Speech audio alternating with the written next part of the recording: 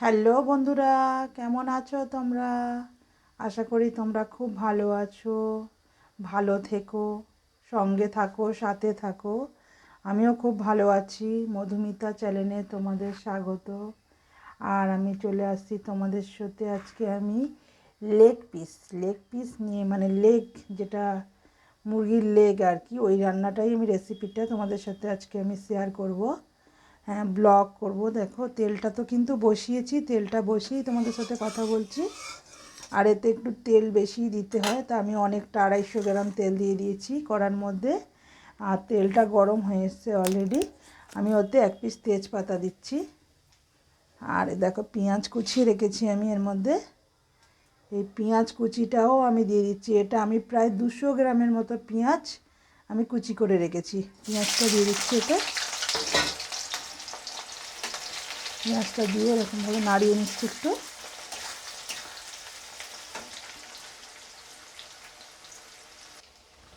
পেঁয়াজটা আমার হালকা কালারের, বেগুনি মতো কালার চলে এসেছে, হালকা হালকা। আমি এতে দিয়ে দিচ্ছি, দেখো, এটা হলো রসুন থেতো করে রেখেছি, গোটা রসুন থেতো করে রেখেছি। মিক্সচারে কিন্তু করিনি, এটা এমনি আলাদা করে থেতো করে রেখেছি। এটা দিয়ে দিলাম, পুরো পরিষ্কার করে দিয়ে দিলাম একদম গোটা রসুন থেতো করা। এর সাথে আমি লাল করে নেব।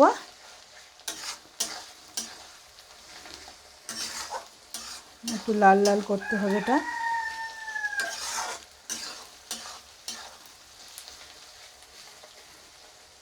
এইভাবে লাল করে নিতে হবে ভালো করে, একটু এইভাবে বারবার নাড়তে হবে। তো পেঁয়াজটা কিন্তু হালকা লাল হয়ে গেছে, কিন্তু রসুনটা কিন্তু লাল হয়নি।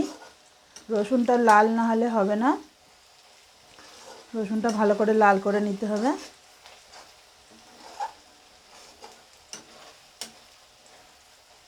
এইভাবে ভালো করে নাড়তে হবে, বারবার ধরে নাড়তে হবে। যত নাড়া যাবে তত ভালো, তলায় লেগে না যায়, শুধু মানে তেলের ওপরে যাতে থাকে। আজকে দেখো, আমি বিভিন্ন রকম রান্না করছি, একরকম কিন্তু না। এটা হলো, দেখো, ডানা, দেখতে পাচ্ছ ডানা। আর এটা হলো ঠ্যাং, এটা হচ্ছে গিলে, দেখতে পাচ্ছ গিলে। আর এইগুলো হলো সেই মুরগির যেটা চামড়া হয়, ওই চামড়া। সব রকম আজকে রান্না করছি। আর এটা একটু আলাদাভাবে রান্না করছি, হ্যাঁ, ওই জন্য তোমাদের সাথে আমি শেয়ার করছি। দেখো যে রান্নাটা কেমন হয়, রেসিপিটা। আর দেখো, পেঁয়াজ আর রসুনটা কিন্তু পুরো লাল হয়ে গেছে। এবার আমি এতে দিয়ে দিচ্ছি বলতে, যেটা আমি ওই তোমাদের দেখালাম, এই যে ঠ্যাং গিলে মেটে সব রকম আছে, ওইটা আমি আস্তে করে ঢেলে দিচ্ছি এতে। দিয়ে এইভাবে নাড়িয়ে নিতে হবে। অনেকটা হয়ে গেছে তো, ওই জন্য নাড়া যাচ্ছে না, ছাঁড়াছিটা দিয়ে ধরে নিতে হবে। এইভাবে নাড়িয়ে দিতে হবে একটু।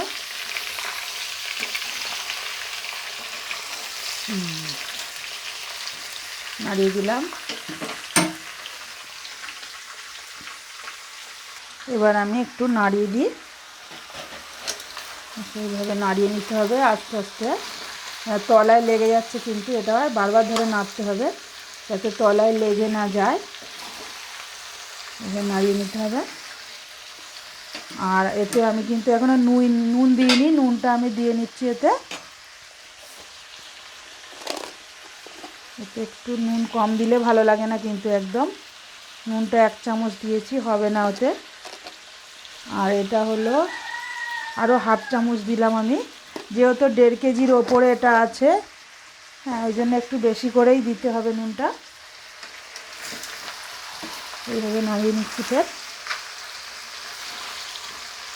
তলায় লেগে যাচ্ছে। আর যেহেতু এতে দেখো, মানে যেটা মুরগির চামড়া বলে, ওইগুলোও আছে, হ্যাঁ, ওতে তেলটা কিন্তু খুব বেরোবে। তেলটা, চামড়া থাকলে তোমরা জানো তেল একটু খুব বেশি বেরোয়। এই যে পুরো চর্বি আছে এটা।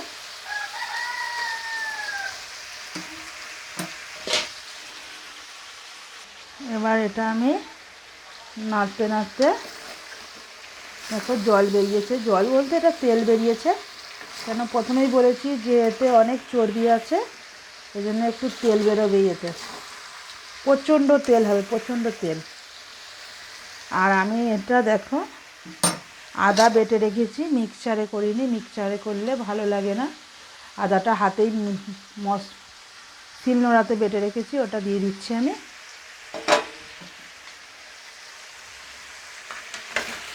আদাটা কিন্তু পরেই দিলাম, আদাটা সঙ্গে সঙ্গে দিলে আদাটা তলায় লেগে যায়, ওই জন্য পরে দিতে হয় আদাটা।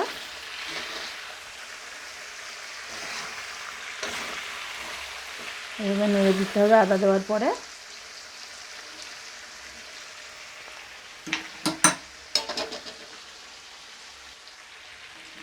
এটা আমি আবার নাড়িয়ে দিচ্ছি। আদা দিলে একটু তলায় লেগে যায়, ওই জন্য বারবার ধরে নাড়তে হবে, কিন্তু এটা নাড়তে হবে, তলায় লেগে যাচ্ছে। আমি একটুখানি জল দেবো, একটুখানি জল দিচ্ছি, একটু জল দিয়ে এটা নাড়িয়ে দিচ্ছি আমি আবার। এইভাবে নাড়তে হবে যাতে তলায় লেগে না যায়। মশলা পুড়ে গেলে কিন্তু যে কোনো জিনিসই খেতে ভালো লাগে না, এই জন্য একটু বেশি করে জল দিয়ে নাড়িয়ে নিচ্ছি আর কি।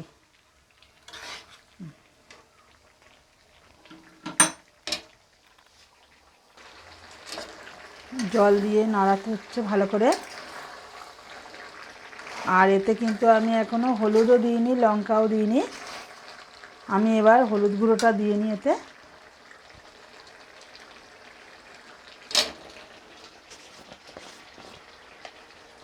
হলুদ গুঁড়োটা দিয়ে দিলাম।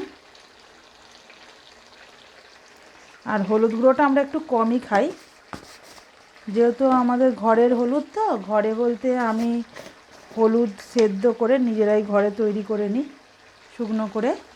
আর লঙ্কাটা দিয়ে দিচ্ছি, লঙ্কাটা একটু বেশি দিতে হবে যাতে ঝালের পরিমাণটা একটু বেশি হয়। ঝাল না হলে কিন্তু এই খাবারটা খেতে ভালো লাগবে না, এই জন্য ঝালটা একটু বেশি দিচ্ছি। 3 চামচ লঙ্কা গুঁড়ো দিয়ে দিলাম।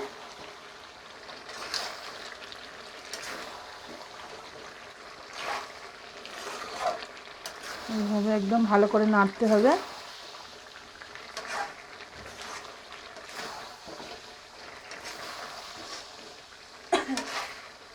এভাবে নাড়তে হবে ঘন ঘন।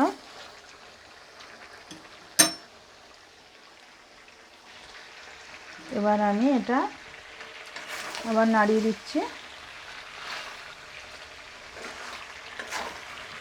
খুব ভালো করে নাড়তে হবে, প্রথমেই বলছি যে খুব ভালো করে কষতে হবে, কিন্তু জিনিসটা কষতে কষতে কত সুন্দর কালার এসে যাচ্ছে আর তলায় লেগেও যাচ্ছে। তার জন্য আবার একটু আমাকে জল দিতে হবে। একটু জল দিয়ে নিলাম, দিয়ে আবার নাড়ছি, মানে নাড়ছি বলতে কি, এটা কষতেই হবে, খুব ঘন ঘন কষতে হবে। আর জল লাগে একটু জলও দিতে হবে, দিয়ে কষতে হবে। এইভাবে নাড়িয়ে নিচ্ছে।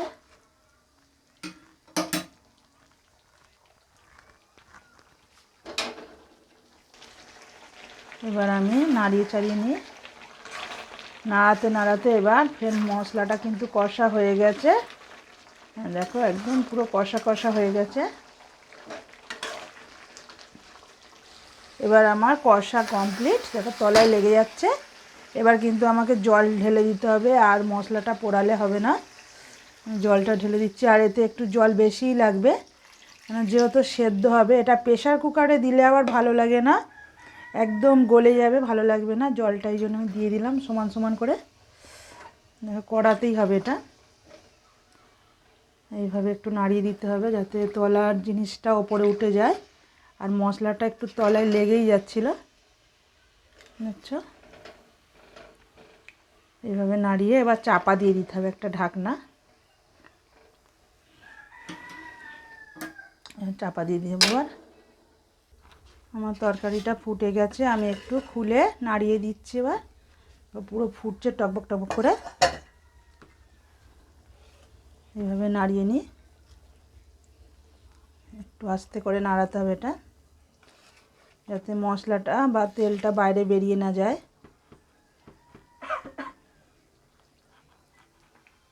আবার ঢাকনাটা খুলে আমি দেখে নিই। দেখো কতটা জল আছে এখনো, অনেকটা জল, সেদ্ধ কিন্তু এখনো হয়নি। এই দেখো এখনো শক্ত। কিন্তু ভালো করে সেদ্ধ না হলে কিন্তু ভালো লাগবে না, খুব ভালো করে সেদ্ধ করতে হবে, এটা খুব ভালো করে সেদ্ধ করতে হবে এইভাবে। তাই জন্য গ্যাসটা কমিয়ে রেখে দিয়েছি, আস্তে আস্তে করে হচ্ছে। আবার আমি ঢাকনাটা চাপা দিয়ে নেবো, এতে ঢাকনাটা চাপা দিয়ে দিলাম। আমার পুরো একদম দেখো ঠ্যাংটা একদম পুরো রেডি, এবার তলায় লেগে যাচ্ছে। হ্যাঁ, আমি এবার এটা কি করব, এবার একটু গরম মশলা দিয়ে দিতে হবে। দেখো জলটা পুরো মরে গেছে, এবার আমি এই গরম মশলাটা দিয়ে দিলাম, দিয়ে এইভাবে নাড়িয়ে নিচ্ছি। একদম কত সুন্দর কালার হয়েছে দেখো বন্ধুরা, একদম খুব সুন্দর হয়েছে। আর ঠ্যাং মানে সবার একটু দেখলেই লোভ লাগে। আর কেমন লাগলো আমায় কমেন্ট করে জানাবে, আর কমেন্ট বক্স পড়ে আমি উত্তরও দিয়ে দেবো। আর ভালো লাগলে একটা লাইক, একটা শেয়ার করবে। হ্যাঁ।